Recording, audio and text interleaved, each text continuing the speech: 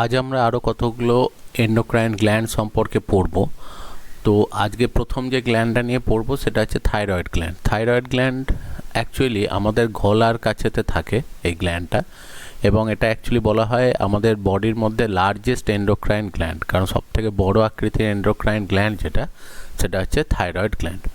Actually দেখো, আমাদের যেটা শ্বাসনালী, যেটা ট্রাকিয়া যেটাকে বলা হয়, সেই ট্রাকিয়ার মধ্যে অনেক কটা রিং লাইক স্ট্রাকচার আছে। দেখো এখানে সরু সরু সি আকৃতির, সি শেপড, সেখানে কার্টিলেজেনিয়াস রিং আছে। এবার কার্টিলেজ বা তরুণাস্থি নির্মিত সি শেপ রিং আছে, যেটা অ্যাকচুয়ালি ট্রাকিয়া বা শ্বাসনালী যেটা রয়েছে সেটাকে চারপাশ থেকে প্রোটেক্ট করে রাখে।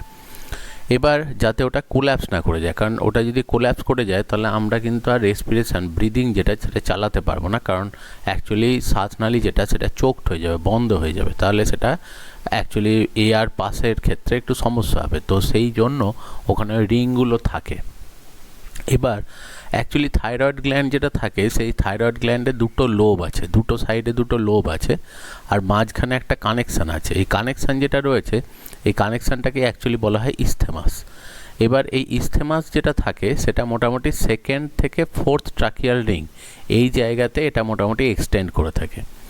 আর অন্যদিকে দুটো সাইডের যে দুটো লোব রয়েছে, এই দুটো লোব মোটামুটি থাইরয়েড কার্টিলেজ থেকে স্টার্ট করে, থাইরয়েড কার্টিলেজ থেকে এটা তৈরি হয়, এবং এটা মোটামুটি এইথ যে ট্রাকিয়াল রিং সেখান অবধি এক্সটেন্ড করে। মানে এটা অ্যাকচুয়ালি থাইরয়েড কার্টিলেজ বলে এখানেতে একটা কার্টিলেজ আছে, যার ওপরেতেই এইটা অ্যাকচুয়ালি এই গ্ল্যান্ডটা থাকে। আর থাইরয়েড যে কার্টিলেজটা থাকে, এই কার্টিলেজটার মানে এইটার কি সাপোর্ট করে অ্যাকচুয়ালি ভয়েস বক্স, যেটা আমাদের কথা বলার যে অর্গ্যান, যে জিনিসটার থ্রু দিয়ে আমরা অ্যাকচুয়ালি কথা বলি, যেটাকে ভয়েস বক্স বলে বা ল্যারিংস বলা হয়, তো সেটাও থাইরয়েড কার্টিলেজকে বেস করেই থাকে। আর এটা থাইরয়েড কার্টিলেজের বাইরের দিকেতে থাকে, ওটা থাইরয়েড কার্টিলেজের অ্যাকচুয়ালি মানে ডরসাল সাইডে, মানে ভেতরের দিকটাতে থাকছে। এখানে এবার দেখো, এই থাইরয়েড কার্টিলেজের ভেন্ট্রাল সাইডে বা অঙ্কীয় দিকেতে যেটা রয়েছে সেটা হচ্ছে থাইরয়েড গ্ল্যান্ডটা। তাহলে এটা মোটামুটি থাইরয়েড গ্ল্যান্ডটার পজিশনটা, এবং তার যদি ডাইমেনশন দেখা হয় তাহলে মোটামুটি দেখা যায় যে থাইরয়েড যে এক একটা গ্ল্যান্ড যেটা রয়েছে আর কি, তার মোটামুটি যেটা লেন্থ সেটা 5 সেন্টিমিটার হয়, আর এটা চওড়াতে মোটামুটি 2 সেন্টিমিটার, আর থিকনেসও মোটামুটি 2 সেন্টিমিটার মতো হয়। এটাই ডাইমেনশন মোটামুটি। আর অ্যাকচুয়ালি থাইরয়েড গ্ল্যান্ডের ওয়েট সেটা হচ্ছে 20 to 25 গ্রামস। তো অ্যাকচুয়ালি 20 থেকে 25 গ্রামের মতো থাইরয়েড গ্ল্যান্ডটার ওয়েট হয়।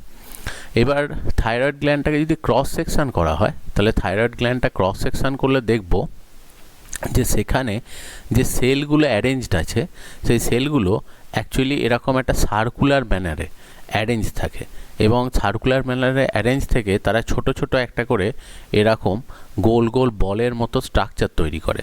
তো এই ছোট ছোট যে গোল গোল বলের মতো যে স্ট্রাকচার রয়েছে, এইগুলোকে অ্যাকচুয়ালি বলা হয় ফলিকেল। এবং এই যে সেলগুলো যেগুলো এই ফলিকেলগুলো তৈরি করছে, সেই সেলগুলোকে অ্যাকচুয়ালি বলে সেটা হচ্ছে ফলিকিউলার সেল। তাহলে অ্যাকচুয়ালি থাইরয়েড গ্ল্যান্ডটাকে ক্রস সেকশন করলে সেখানকার সেলের অ্যারেঞ্জমেন্টগুলো বা কোষের যে বিন্যাসটা সেটা এরকম ফলিকেলের মতো থাকে, এবং ফলিকেলের যে সেলগুলো থাকে সেগুলোকে বলে ফলিকিউলার সেল।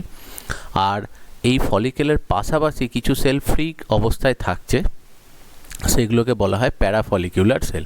এবার এমন কিন্তু নয় যে এই জায়গাটা এরকম ফাঁকা থাকে, এখানেতে বিভিন্ন অ্যাকচুয়ালি ম্যাট্রিক্স বা অ্যাকচুয়ালি ধাত্র যেটাকে বলা হয় সেরকম কিছু মেটেরিয়াল থাকে, মিউকাস জাতীয়, এবং তার সাথে সাথে কিছু ফাইবার্স, কিছু তন্তুর মতো স্ট্রাকচার থাকে, সেইগুলো দিয়ে এই মাঝখানের অংশটাকে ফিল আপ করা থাকে। আর সেলগুলো যেটা থাকে সেটা হচ্ছে দুটো অ্যারেঞ্জমেন্টে থাকে, একটা হচ্ছে ফলিকেল ফর্মে, সেই সেলগুলোকে বলে ফলিকিউলার সেল, আর যেগুলো সাইডে থাকে সেগুলোকে বলা হয় প্যারাফলিকিউলার সেল। অ্যাকচুয়ালি ফলিকিউলার সেল যেগুলো থাকে তারা দেখা যায় থাইরয়েড গ্ল্যান্ড থেকে একটা হরমোন সিক্রেট করে, যেটার নাম হচ্ছে থাইরক্সিন। এই থাইরক্সিন অ্যাকচুয়ালি যে হরমোনটা সেটাকে বলা হয় পারমিসিভ হরমোন, কারণ এই থাইরক্সিন অ্যাকচুয়ালি ব্লাডেতে মেশে এবং বডির প্রত্যেকটা সেলের মধ্যে ডিস্ট্রিবিউট হয়। এবং থাইরক্সিনের যেটা ফাংশন সেটা হচ্ছে বডির সেলগুলোর মধ্যে অক্সিজেন কনজামশনটাকে বাড়িয়ে দেয়, অক্সিজেন গ্রহণটাকে বাড়িয়ে দেয়। তাহলে যত অক্সিজেন অ্যাকচুয়ালি সেল ভালো পাবে তত দেখা যায় যে সেই সেলগুলো অ্যাকচুয়ালি রেসপিরেশন চালানোর জন্য প্রচুর পরিমাণে এটিপি তৈরি করতে পারে, ফলে কোষ যেগুলো সেগুলো কিন্তু অনেক বেশি কার্যকারী হয়, অনেক বেশি এফেক্টিভ হয়।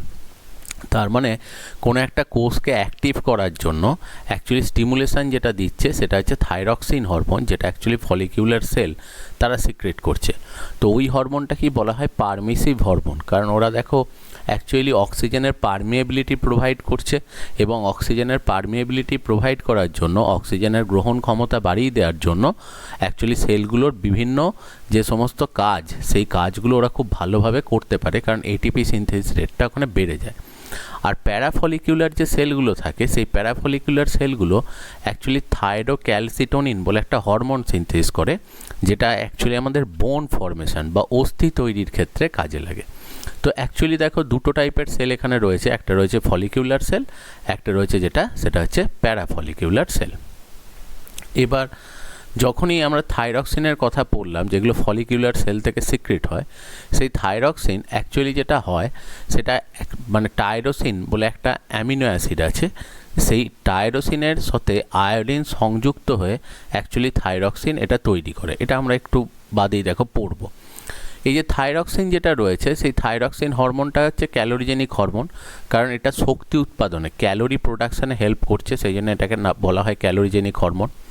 এবং দেখা যায় যে এটা সেকেন্ড যেটা অ্যাকচুয়ালি থাইরক্সিনের সেকেন্ড যে ফাংশন সেটা হচ্ছে হাইপারগ্লাইসেমিয়া ঘটায়, কজেস হাইপারগ্লাইসেমিয়া। হাইপারগ্লাইসেমিয়া মানে হচ্ছে রক্তের মধ্যে গ্লুকোজের মাত্রা বেড়ে যায়, কারণ অ্যাকচুয়ালি দেখবে যে শুধু অক্সিজেন সেলের মধ্যে সাপ্লাই করলে তো আর হবে না, তার সাথে সাথে ব্লাডের অক্সিজেন এই সুগার অ্যাভেলেবিলিটি বা গ্লুকোজ অ্যাভেলেবিলিটিটাও বাড়াতে হবে।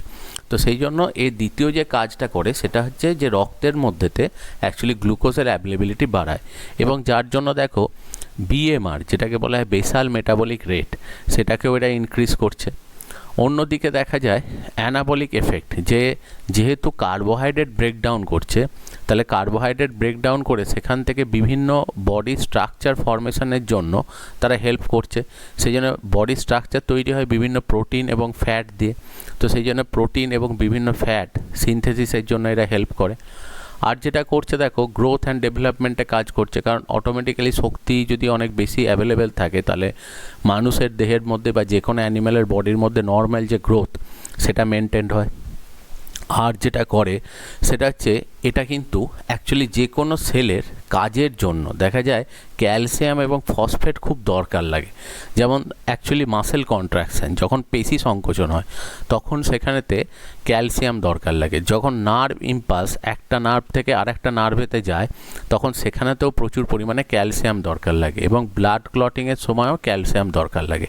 সেই জন্য ব্লাড ক্যালসিয়াম লেভেল সবসময় কিন্তু সাফিসিয়েন্ট থাকতে হয়, এবং যদি ক্যালসিয়াম লেভেল ঠিকমতো না থাকে তাহলে এই ধরনের যে কাজগুলো যে ব্লাড ক্লটিং মাসেল কন্ট্রাকশান এগুলোতে সমস্যা হয়। সেই জন্য যে অ্যাকচুয়ালি কী করে এটা সবসময় ব্লাড ক্যালসিয়াম লেভেলকে বাড়ায়। এবার ক্যালসিয়াম লেভেলকে বাড়ানোর জন্য এরা প্রথম যেটা করে সেটা হচ্ছে ডাইজেস্টিভ ট্র্যাক্ট থেকে অ্যাকচুয়ালি ক্যালসিয়াম নিয়ে আসে ব্লাডেতে। যদি ডাইজেস্টিভ ট্র্যাক্ট থেকে সাফিসিয়েন্ট ক্যালসিয়াম না পায় তাহলে কিডনিতে রিঅ্যাবজর্পশান বা পুনঃশোষণের মাধ্যমে অ্যাকচুয়ালি এক্সক্রিটরি প্রোডাক্ট থেকে বা রেচন বস্তু থেকে ক্যালসিয়ামকে ফিরিয়ে নিয়ে আসে ব্লাডে। আর যদি সেখান থেকেও সাফিসিয়েন্ট ক্যালসিয়াম না পায় তখন বাধ্য হয়ে বোনস বা হাড় থেকে অ্যাকচুয়ালি ক্যালসিয়াম নিয়ে এসে ব্লাডেতে মেশায়। তো এটা হচ্ছে এদের কাজ। এরপর যেটা হয় দেখো যেহেতু এটা এটিপি সিনথেসিসের জন্য হেল্প করছে তাহলে ন্যাচারালি দেখো এটা হার্ট মানে সার্কুলেটরি সিস্টেম, নার্ভ এবং রিপ্রোডাক্টিভ সিস্টেম যেখানেতে প্রচুর এটিপি দরকার লাগে সেই সমস্ত সিস্টেমগুলোকে অপারেট করার জন্য কাজ করে। এবার থাইরয়েড গ্ল্যান্ড থেকে যে হরমোন সিক্রেট হয় সেটা দুটো টাইপের হয়, একটাকে বলা হয় T3 হরমোন, একটাকে বলা হয় T4 hormone. Actually T4 hormone যেটা রয়েছে এই T4 হরমোনেরই নাম হচ্ছে সেটা হচ্ছে থাইরক্সিন। T3 হরমোন বলতে যেটা বোঝানো হয় সেটা হচ্ছে অ্যাকচুয়ালি ট্রাইআয়োডোথাইরোনিন, আর T4 বলতে বোঝানো হয় টেট্রাআয়োডোথাইরোনিন। এই দুটো হরমোনই অ্যাকচুয়ালি তৈরি হয় কোথায় সেটা হচ্ছে ফলিকিউলার সেল থেকে। এবার এই T3 আর T4 এর মধ্যে যদি কম্পেয়ার করা হয় দেখা যায় ব্লাডের মধ্যেতে অ্যাকচুয়ালি T4ই কিন্তু বেশি থাকে। অ্যাকচুয়ালি T4 যেটা তৈরি হয় সেটা অনেক বেশি তৈরি হয়, আর T3 কম্পারেটিভলি অনেক কম তৈরি হয়। মানে দেখা যায় যে ব্লাডের মধ্যে প্রায় 80% যে মানে থাইরয়েড গ্ল্যান্ডের যে হরমোন সিক্রিট হয় সেটা হচ্ছে অ্যাকচুয়ালি T4, আর 20% থাকে যেটা সেটা হচ্ছে T3। কিন্তু যদি ফাংশনাল অ্যাসপেক্টে দেখা যায় তাহলে T3 অ্যাকচুয়ালি T4 এর থেকে 4 গুণ বেশি অ্যাক্টিভ। তাহলে স্বাভাবিকভাবে একটা প্রশ্ন আসবে যে তাহলে T3 তো বেশি অ্যাক্টিভ, তাহলে তো T3 বেশি থাকার কথা, কিন্তু T3 আছে মোটে 20%। অ্যাকচুয়ালি যেটা হয় যে নর্মাল আমাদের কাজ করার জন্য যে এটিপি দরকার হয় সেটা অল্প অল্প মাত্রায় দরকার হয়। এবার হঠাৎ করে প্রচুর এটিপি দরকার পড়ে যখন আমরা হঠাৎ করে ভয় পেয়ে যাই। কোনো কিছু ভয় পেলে দেখা যায় অ্যাট ওয়ান্স আমাদের হার্টবিট রেট প্রচুর বেড়ে যায়, রেসপিরেশন রেট প্রচুর বেড়ে যায়। তখন সেই ক্ষেত্রে অ্যাকচুয়ালি হঠাৎ করে প্রচুর শক্তির সাপ্লাইয়ের জন্য যেটা দরকার লাগে সেটা হচ্ছে T3। কিন্তু নর্মাল যখন আমরা কাজ করি সেটা অ্যাকচুয়ালি কাজটা পুরোটাই অপারেট করে যেটা সেটা হচ্ছে T4। এবার ন্যাচারালি দেখো যে হঠাৎ করে ভয় পাওয়া বা হঠাৎ করে খুব জোর দৌড়াতে হওয়া এই ব্যাপারগুলো যেহেতু খুব রেয়ার হয় আমাদের, তো সেই কারণে দেখা যায় যে T3 যেটা সেটা কিন্তু খুব কম পরিমাণে দেহের মধ্যে থাকে। ম্যাক্সিমামই থাকে যেটা সেটা হচ্ছে T4, যদিও অধিক কার্যকারী মোর অ্যাক্টিভ যেটা সেটা হচ্ছে T3। এবার দেখো অ্যাকচুয়ালি টাইরোসিন যে অ্যামিনো অ্যাসিডটা রয়েছে, এই টাইরোসিনেতে যদি দেখা যায় 4টে আয়োডিন যোগ হয়, ঠিক আছে, এই যে টাইরোসিন কম্পোনেন্টটা রয়েছে এর সাথে যদি দেখো 4টে আয়োডিন যোগ হয় তখন সেটাকে অ্যাকচুয়ালি বলা হয় যেটা সেটা হচ্ছে T4। আর যদি সেখানে 3টে আয়োডিন যুক্ত থাকে তখন এটাকে অ্যাকচুয়ালি বলা হয় যেটা সেটা হচ্ছে ট্রাই আয়োডোথাইরোনিন। এটা হচ্ছে T3, এটা হচ্ছে T4। এটা অ্যাকচুয়ালি তৈরি হয় টাইরোসিন থেকে। এবার টাইরোসিন থেকে শুধুমাত্র জাস্ট আয়োডিনের অ্যাটাচমেন্ট নয়, কারণ দেখেই বুঝতে পারছো এখানে আর একটা এক্সট্রা বেনজিন রিং এখানে কিন্তু অ্যাড হচ্ছে। তো সেই জন্য এটা অ্যাকচুয়ালি বলা হয় যেটা সেটা হচ্ছে দেখো 4টে যেহেতু আয়োডিন আছে তাহলে সেই জন্য এটাকে বলছে টেট্রা আয়োডোথাইরোনিন, আর এইটাকে অ্যাকচুয়ালি বলা হয় যেটা সেটা হচ্ছে ট্রাই আয়োডোথাইরোনিন। তাহলে এটা হচ্ছে অ্যাকচুয়ালি T3, এটা হচ্ছে T4। এই T3 হচ্ছে মোর অ্যাক্টিভ, T3 কিন্তু বেশি সক্রিয়, কিন্তু ব্লাডের মধ্যে 80% থাকে হচ্ছে T4 আর 20% থাকে যেটা সেটা হচ্ছে T3। তার মানে একটা জিনিস বুঝতে পারছো যে থাইরক্সিন প্রোডাকশনের জন্য অ্যাকচুয়ালি, কারণ থাইরক্সিন অবভিয়াসলি খুব ইম্পর্ট্যান্ট একটা হরমোন, কারণ ওটা এনার্জি সাপ্লাই করে, কিন্তু এটা তৈরির জন্য আয়োডিন কিন্তু মাস্ট। আয়োডিন না থাকলে এটা কিন্তু ঠিকমতো কাজ করতে পারবে না। এবার দেখো একটা কনসেপ্ট বলা হয় সেটা হচ্ছে নিওটিনি আর পিডোজেনেসিস, দুটো কথা বলা হয় যেটা খুব ইম্পর্টেন্ট। অ্যাকচুয়ালি কি হয় দেখবে যে ব্যাঙের ক্ষেত্রে যে টোড যেটা হয়, টোডের ক্ষেত্রে যেটা হয় দেখবে যে এরা অ্যাকচুয়ালি মানে জলের মধ্যে ডিমটা পারে, ডিম পাড়ার পর ডিম থেকে দেখবে সেখান থেকে সবার প্রথম সেখান থেকে ট্যাডপোল তৈরি হয়। এবার ট্যাডপোলটা পরবর্তী স্টেজেতে আস্তে আস্তে মডিফাই হয় এবং ম্যাচিওর টোড যেটা, ঠিক আছে, বা ম্যাচিওর ফ্রগ যেটা ব্যাঙ যেটা সেটাতে এরা কনভার্ট হয়। এবার এই যে কনভার্সনটা হতে যাচ্ছে, এই কনভার্সনটা হবার সময় দেখা যায় এদের বডি স্ট্রাকচারের মধ্যে একটা কিন্তু ড্রাস্টিক চেঞ্জ হয়, একটা ব্যাপক চেঞ্জ হয়। কারণ প্রথম দিকে দেখো এদের স্ট্রাকচারটা হচ্ছে মাছের মতো, কিন্তু আস্তে আস্তে এরা কিন্তু পুরোপুরি দেখো চেঞ্জ হয়ে যেটা চলে আসে সেটা হচ্ছে টেরিস্ট্রিয়াল, ডাঙায় থাকার মতো তাদের অ্যাডাপ্টেশন তৈরি হয়। তাহলে এদের লাইফ সাইকেলে দেখো প্রথম দিকটা এরা হচ্ছে অ্যাকোয়াটিক নেচারের, কিন্তু পরবর্তী ক্ষেত্রে এরা টেরিস্ট্রিয়াল হয়ে যায়। তাহলে যেহেতু এদের বডির মধ্যে একটা চেঞ্জ আসছে তো সেটাকেই অ্যাকচুয়ালি বলা হয় মেটামরফোসিস। এবার এই মেটামরফোসিস হয়ে তারা যেহেতু অ্যাডভান্স রূপ পাচ্ছে সেই জন্য এটাকে অ্যাকচুয়ালি বলা হয় যেটা সেটা হচ্ছে প্রোগ্রেসিভ মেটামরফোসিস।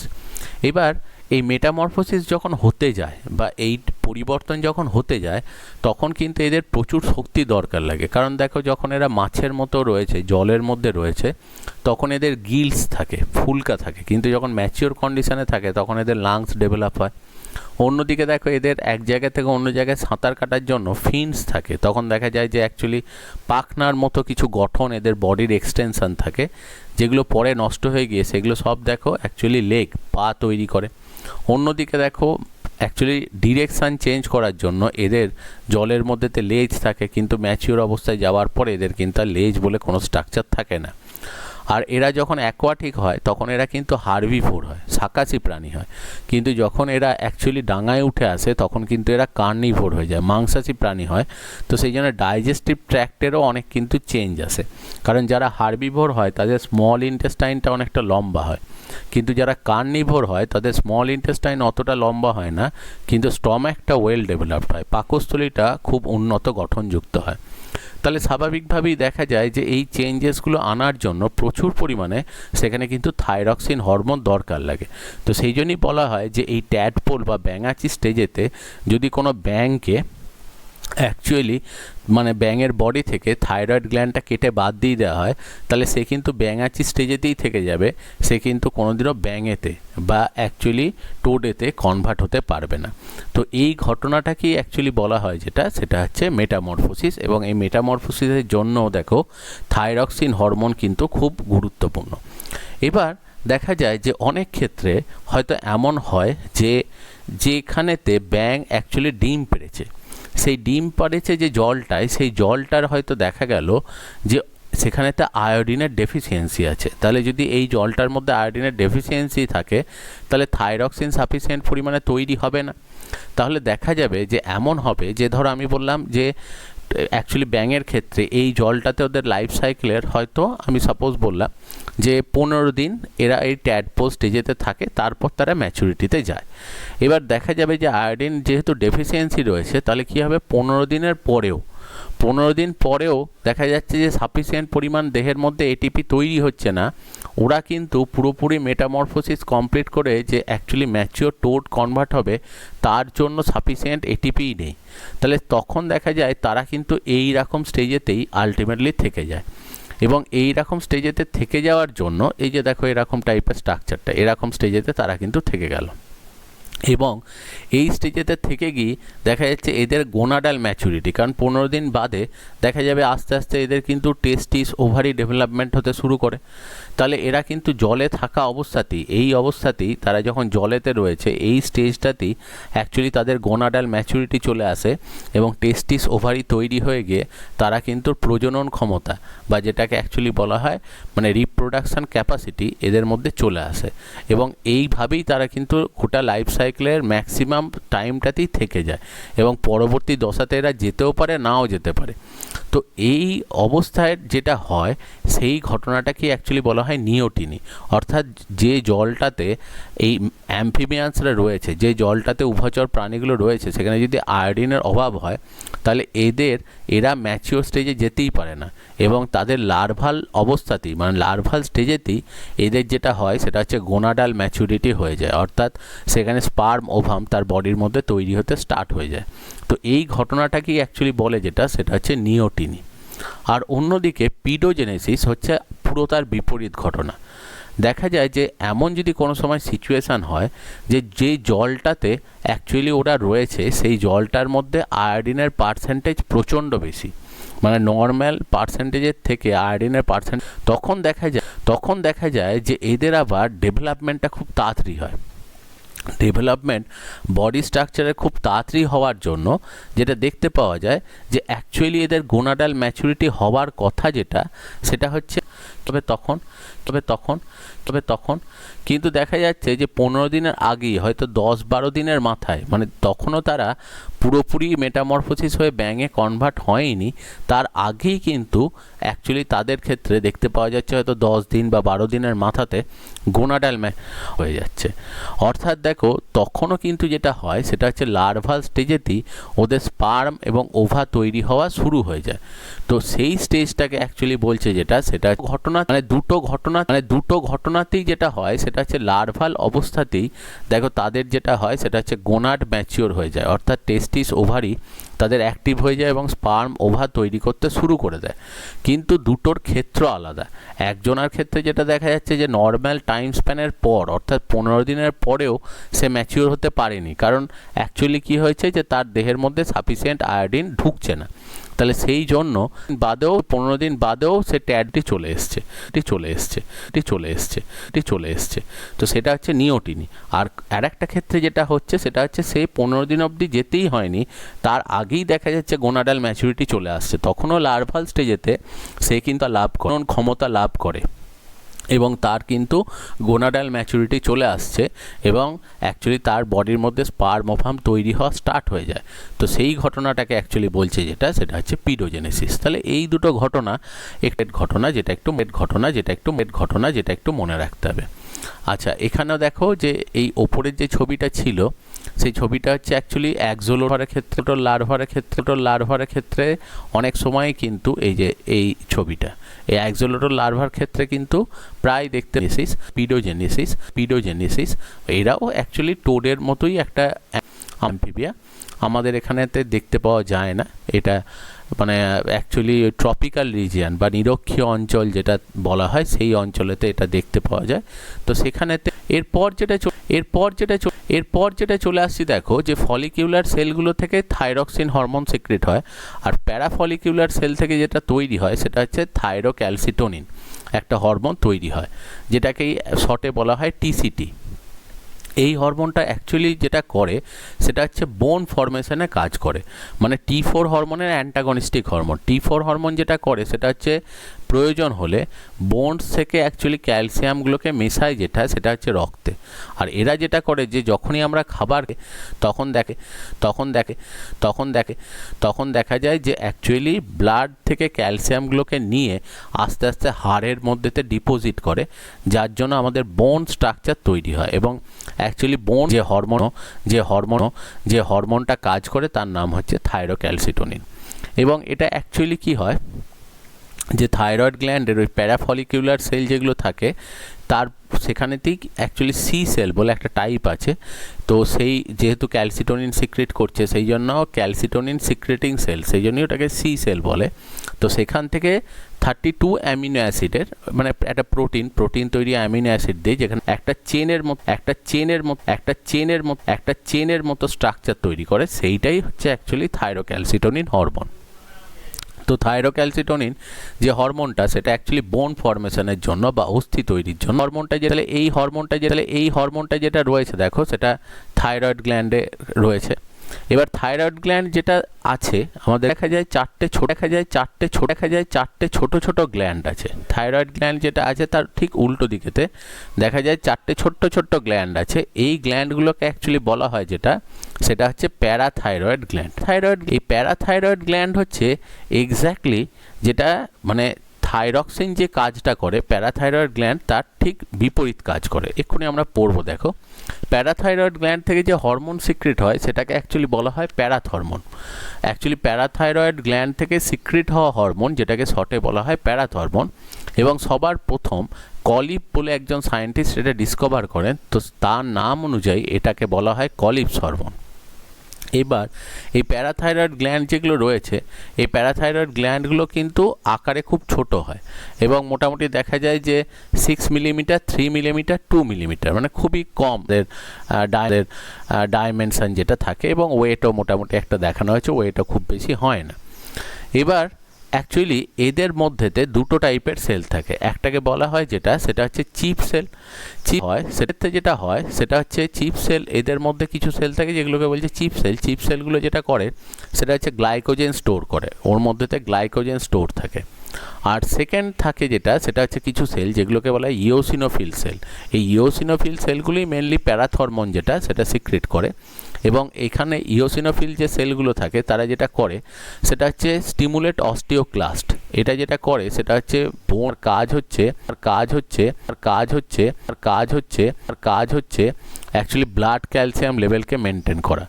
অ্যাকচুয়ালি কি হয়, T4 তারাও ব্লাড ক্যালসিয়াম লেভেলকে মেনটেন করে, কিন্তু মানে হাড়ের যে প্রবেশ তারা কিন্তু খুব কম করে, কিন্তু ম্যাক্সিমাম ক্ষেত্রে হাড় থেকে রক্তের মধ্যে ক্যালসিয়াম মেশানোর কাজটা যেটা করে সেটা হচ্ছে অ্যাকচুয়ালি ইওসিনোফিল সেল থেকে যে প্যারাথরমোন সেটা। তাহলে অস্টিওক্লাস্টকে উদ্দীপিত করে এবং তাকে স্টিমুলেট করে ব্লাডের মধ্যেতে ক্যালসিয়ামকে মেশায়। সেকেন্ড হচ্ছে যেহেতু দেখো হাড় নষ্ট করছে বা বোনটাকে বোন থেকে ক্যালসিয়াম অর্থাৎ হাড় নষ্ট করতে এটা কাজ করে। দেখবে বয়সকালে এই জিনিসটাই হয় যে বয়সকালেতে ক্যালসিয়াম জাতীয় খাবার কম খাওয়া হলে ব্লাড ক্যালসিয়াম লেভেল নেমে যাওয়ার জন্য যেটা হয় যে কিন্তু মানুষটার তো স্নায়ুতন্ত্রেও দেখো কাজ করছে, তার মাসেল কাজ করছে, তো সেই জন্য ক্যালসিয়াম দরকার লাগে। তো বাধ্য হয়ে যখন দেখা যায় ক্যালসিয়াম বয়স্ককালে সেই জন্য সব থেকে বেশি হয় যেটা হচ্ছে অস্টিওপোরোসিস হয়ে যায়, দেখবে হাড়গুলো ক্ষয়ে যায়। তো তার একটা কারণ হচ্ছে কিন্তু অ্যাকচুয়ালি এই হরমোনটা, কারণ এই হরমোনটা অ্যাকচুয়ালি হাড়গুলো সহায়তা করে কারণ ব্লাড ক্যালসিয়াম লেভেলকে বাড়ায়, কারণ ক্যালসিয়াম ব্লাডের মধ্যে থাকা অবশ্যই দরকার। তো সেই জন্য দেখো থার্ড পয়েন্ট যেটা বলা হচ্ছে সেটা হচ্ছে blood calcium level increase, blood calcium লেভেলকে বাড়াচ্ছে। সেট লেভেল যেটা সেটা অ্যাকচুয়ালি কমিয়ে দেয়। যে ফসফেট লেভেল সেটা কিন্তু হয় না, কারণ যখনই সেলের ভেতর বিভিন্ন কাজ হবে, এটিপি তৈরি হবে, তাহলে ব্লাড থেকে ফসফেটগুলোকে আবার তারা তুলে নেবে, তো অনে যায়। অন্যদিকে কিডনি, কারণ এরা কিছু পরিমাণ ব্লাড ক্যালসিয়াম লেভেলকে বাড়ানোর জন্য কিছু পরিমাণ কিডনির ওপরে কাজ করে ক্যালসিয়ামকে রিঅ্যাবজর্ব করার চেষ্টা করে এবং স্মল ইন্টেস্টাইনটাকে শোষণ করার চেষ্টা করে ব্লাড ক্যালসিয়াম লেভেলকে অ্যাকচুয়ালি বাড়ায়। আর ক্যালসিট্রিয়ল বলে একটা হরমোন সিনথেসিস করে, ক্যালসিট্রিয়ল হরমোন যেটা সেটা অ্যাকচুয়ালি তৈরি হয় কিডনি থেকে, তো বা উদ্দীপনা দেয়। এই ক্যালসিট্রিয়ল যে হরমোনটা রয়েছে, এই ক্যালসিট্রিয়ল হরমোন অ্যাকচুয়ালি হচ্ছে ভিটামিন ডি এর প্রিকারসার, মানে এর থেকে ভিটামিন ডি যেটা সেটা সংশ্লেষ হয়, সেটা তৈরি হয়। তাহলে এগুলো সমস্তই হচ্ছে সেটা হচ্ছে প্যারাথরমোন যে জিনিসটা বলছি তার ফাংশন। পরের যে গ্ল্যান্ডটা চলে আসছে দেখো সেটা হচ্ছে অ্যাড্রেনাল গ্ল্যান্ড। কিডনিকে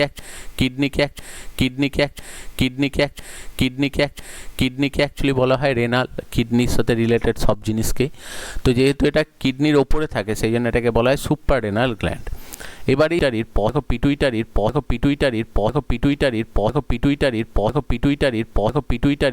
পিটুইটারির পস্টেরিয়ার পিটুইটারি যেটা ছিল সেটা অ্যাকচুয়ালি ব্রেন থেকে তৈরি হয়, মানে সেটা অ্যাকচুয়ালি সেটা বডির মধ্যেতে একটোডা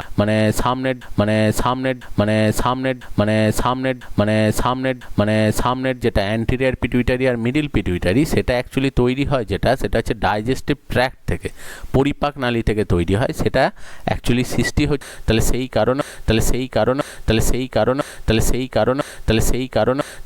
কারণে ওই গ্ল্যান্ডটারও নাম ছিল সেটা হচ্ছে ডুয়েল অরিজিন গ্ল্যান্ড। ঠিক সেরকম অ্যাড্রেনাল যে গ্ল্যান্ডটা, অ্যাড্রেনাল গ্ল্যান্ডের সেন্টার যে পোর্শনটা, সাইডের যে পোর্শনটা থাকে এটা অ্যাকচুয়ালি তৈরি হয় মেসোডার্ম থেকে। তো সেই কারণেই এই গ্ল্যান্ডটাকেও অ্যাকচুয়ালি বলা হয় সেটা হচ্ছে ডুয়েল অরিজিন গ্ল্যান্ড। এবং আরেকটা জিনিস হচ্ছে সেটা কিন্তু নার্ভ দিয়ে তৈরি হয়, এবং এটা নার্ভ দিয়ে তৈরি হওয়ার জন্য এখান থেকেও যে অ্যাকচুয়ালি হরমোনগুলো সিক্রেট হয় সেই হরমোনগুলোকে বলা হয় নিউরো হরমোন। এবং এখান থেকে যে হরমোনগুলো সিক্রেট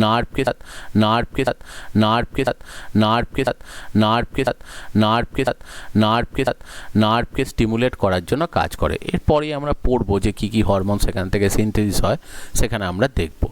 এবার অ্যাড্রেনাল যদি অ্যাকচুয়ালি ক্রস সেকশন করা হয় তার দেখো দুটো পোর্শন রয়েছে, একটা হচ্ছে বাইরের দিকের পোর্শন যেটাকে বলা হয় অ্যাড্রেনাল কর্টেক্স, আর ভেতরের দিকের একটা পোর্শন রয়েছে যেটাকে অ্যাকচুয়ালি বলছে অ্যাড্রেনাল মেডালা। এবার অ্যাড্রেনাল কর্টেক্সটা তৈরি হয় মেসোডার্ম থেকে, অ্যাড্রেনাল মেডালাটা তৈরি হয় একটোডার্ম থেকে। এবার অ্যাকচুয়ালি এসিটিএইচ বলে একটা হরমোনের কথা দেখবে পিটুইটারিতে পড়েছিলে।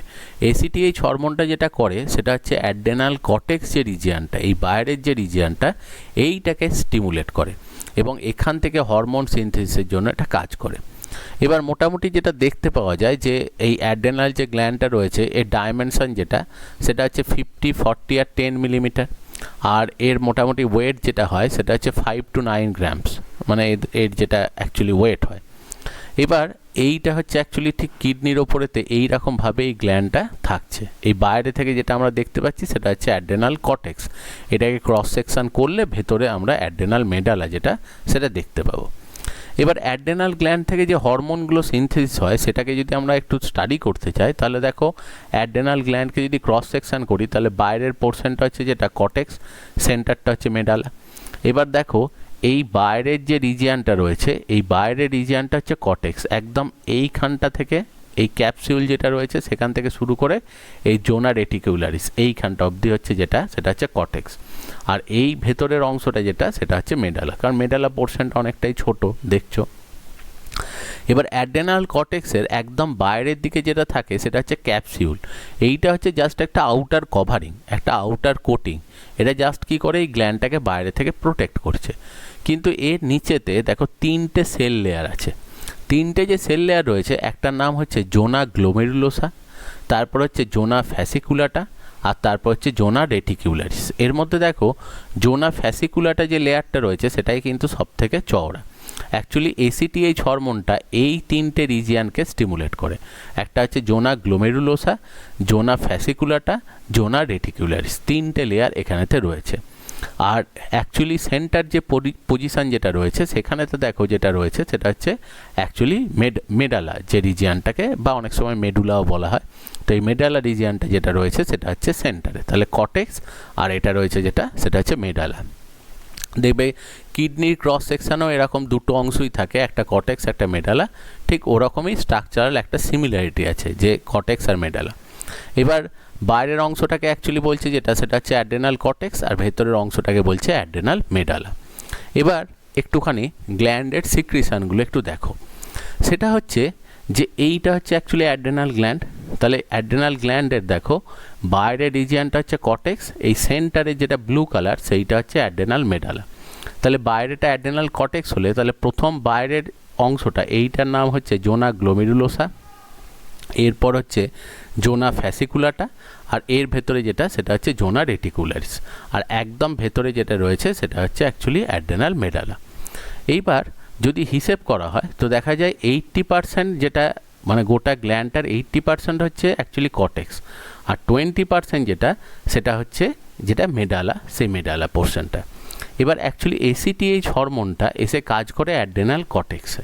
অ্যাড্রেনাল কর্টেক্সের দেখো তিনটে এখানেতে অ্যাকচুয়ালি অংশ রয়েছে, এবং তিনটে যে অংশ রয়েছে সেখান থেকে মোটামুটি কীরকম পার্সেন্টেজে হরমোন সিক্রেট হয় সেটা এখানে দেখো দেয়া হয়েছে।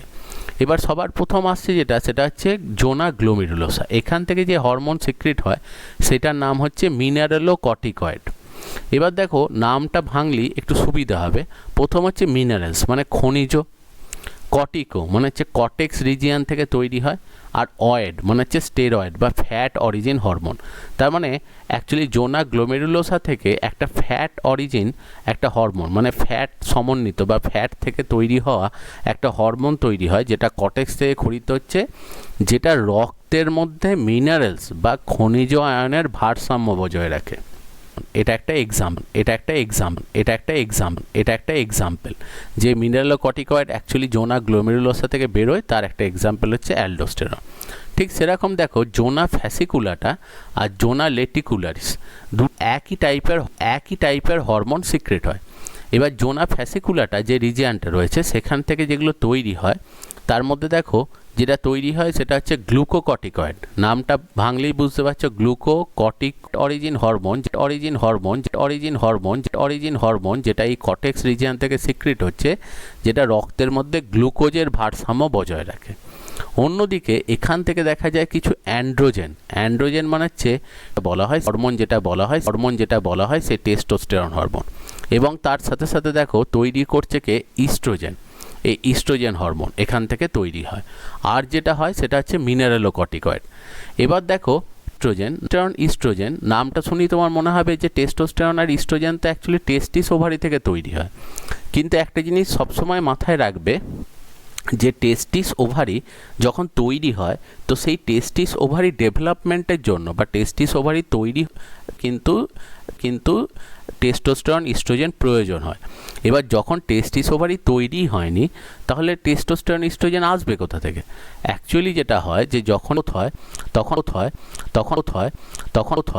তখন আগে তৈরি হয় কিন্তু অ্যাড্রেনাল গ্ল্যান্ড, এবং সেখান থেকে টেস্টোস্টেরন ইস্ট্রোজেন তৈরি হয়।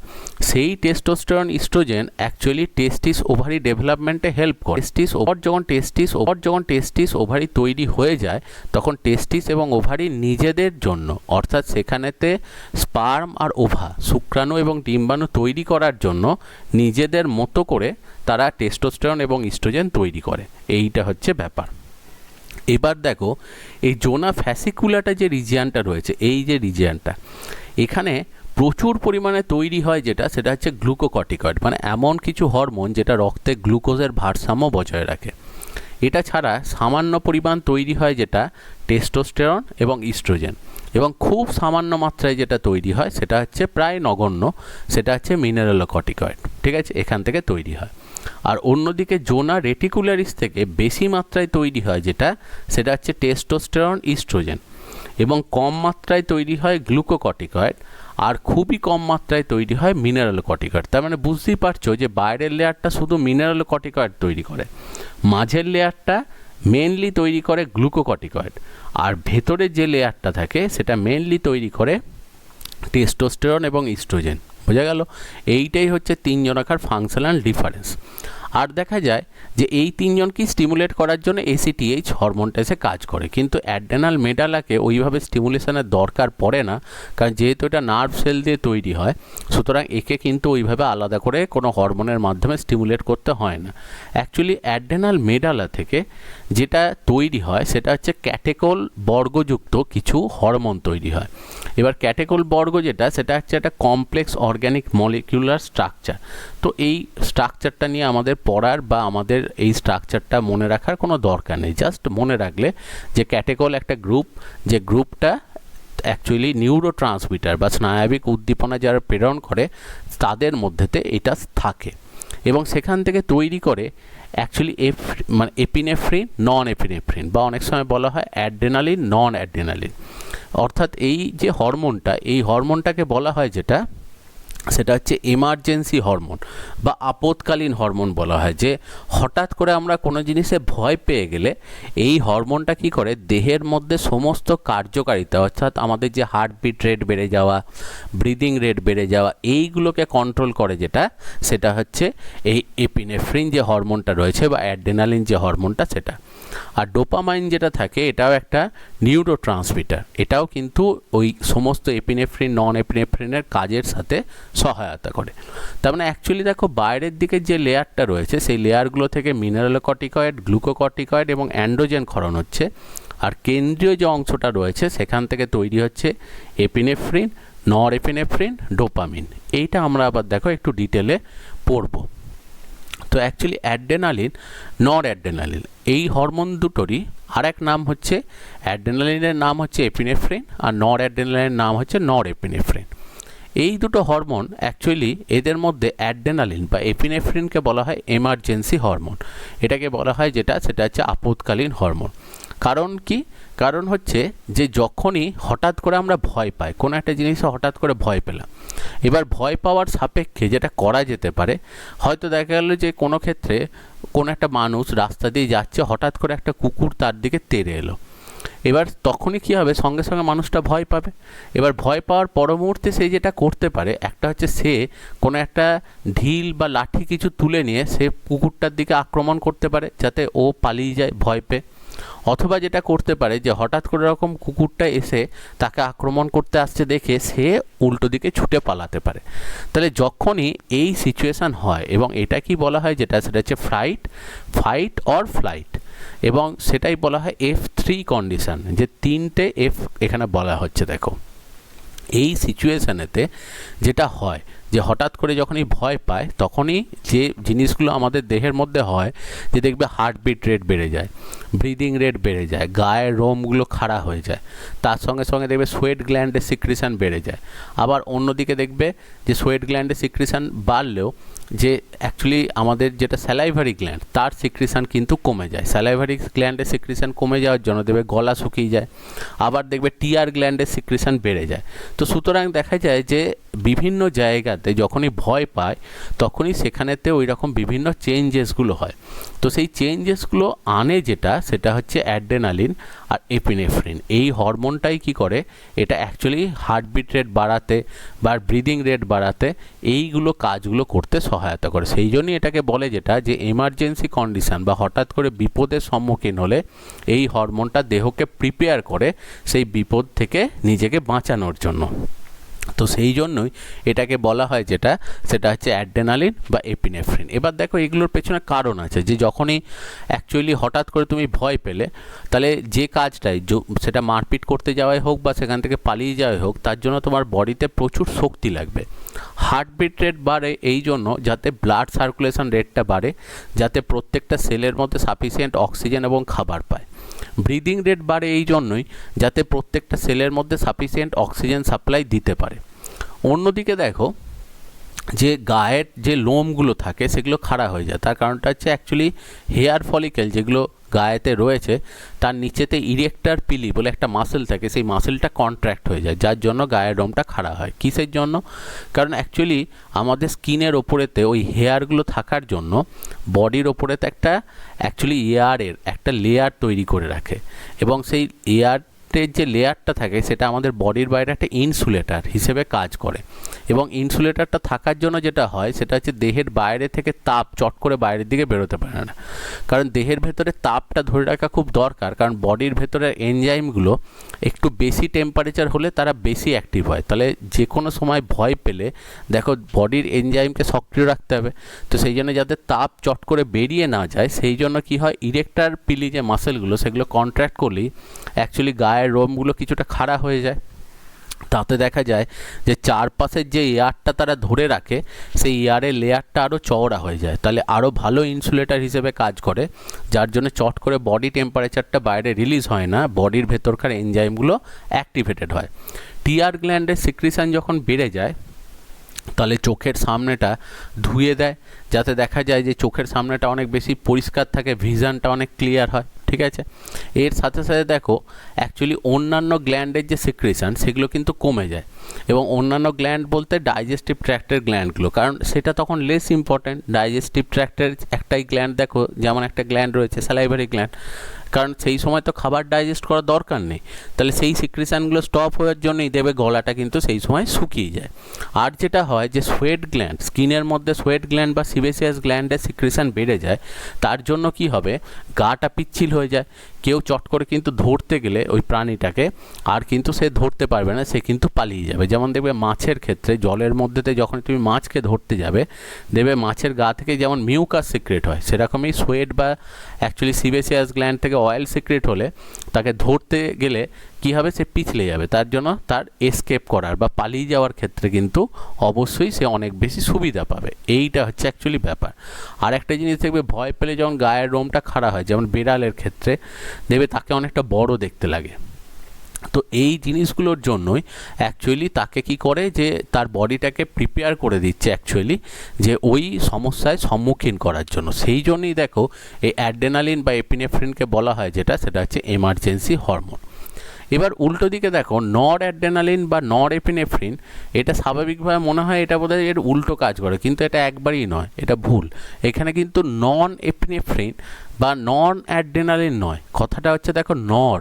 অ্যাকচুয়ালি নর অ্যাড্রেনালিন বা নর এপিনেফ্রিন এটা যেটা করে, এটা হচ্ছে যে যখন আমি হঠাৎ করে আমার হার্টবিট রেটটা বাড়ে তখন সেখানে কাজ করে হচ্ছে অ্যাড্রেনালিন, কিন্তু যখন স্টেপ ওয়াইজ হার্টবিট রেটটা বাড়ে, ধরো আমি কোনো দিন শুয়ে আছি, রাত্রেবেলা শুয়েছিলাম, এবার ঘুম থেকে যখন উঠবো তখন সবার প্রথম ধরো উঠে বসলাম, তারপর দাঁড়ালাম, তারপর আস্তে আস্তে হাঁটছি, গিয়ে আমি অ্যাকচুয়ালি ব্রাশ করছি, তারপর হয়তো সাইকেল নিয়ে বেরোলাম, সাইক্লিং করছি, আর একটু স্পিডে সাইক্লিং করছি।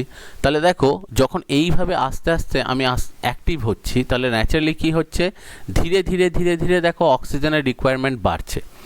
তাহলে অটোমেটিক্যালি সেই সময় কিন্তু হার্টবিট রেট যেটা বা ব্রিদিং রেট যেটা সেগুলোও কিন্তু বাড়বে, কিন্তু এখানে যেটা বাড়বে সেটা কিন্তু একবারে নয়, স্টেপ ওয়াইজ অল্প অল্প অল্প করে বাড়বে।